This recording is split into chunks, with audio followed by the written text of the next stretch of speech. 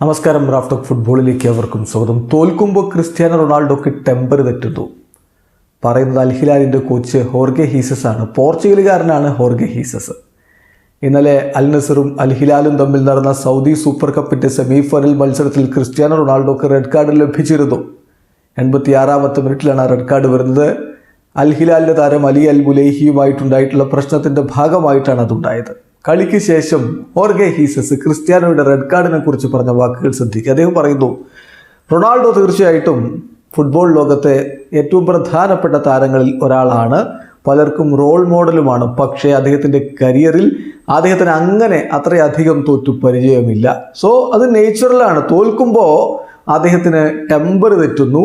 തോൽക്കുമ്പോൾ അദ്ദേഹത്തിന് ആ കളിയിലെ ഇമോഷണൽ ആൻഡ് മെൻ്റൽ ഫോക്കസ് നഷ്ടപ്പെടുന്നു. അതാണ് സംഭവിക്കുന്നത് എന്നാണ് ഇപ്പോൾ ഹോർഗെ ഹീസസിൻ്റെ അഭിപ്രായം. ചുരുക്കത്തിൽ ക്രിസ്ത്യാനോ എന്നും വിജയങ്ങളുടെ തോഴനാണ്. അപ്പോൾ ജയിച്ചെങ്ങനെ പോകുമ്പോൾ പ്രശ്നമില്ല. പക്ഷെ തോൽക്കുമ്പോൾ ക്രിസ്ത്യാനോക്ക് അത് അംഗീകരിക്കാൻ ബുദ്ധിമുട്ടുണ്ടാകുന്നു. അദ്ദേഹത്തിന് ടെമ്പർ തെറ്റുന്നു. അദ്ദേഹത്തിന് കളിയിലെ മെൻ്റൽ ആൻഡ് ഇമോഷണൽ ഫോക്കസ് പോകുന്നു എന്നൊക്കെയുള്ള വലിയ ആരോപണമാണ് എന്തായാലും ഹോർഗെ ഹീസസ് ഉന്നയിച്ചിരിക്കുന്നത്. സംഭവം എന്തായാലും ആ റെഡ് കാർഡ് ലഭിച്ചതോടുകൂടി ക്രിസ്ത്യാനോക്ക് പുറത്തു പോവേണ്ടി വരികയും 10 പേരായിട്ട് അൽ നസർ ചുരുങ്ങുകയും ചെയ്തു. അപ്പോഴേ 2 ഗോളിന് പുറകിലാണ്.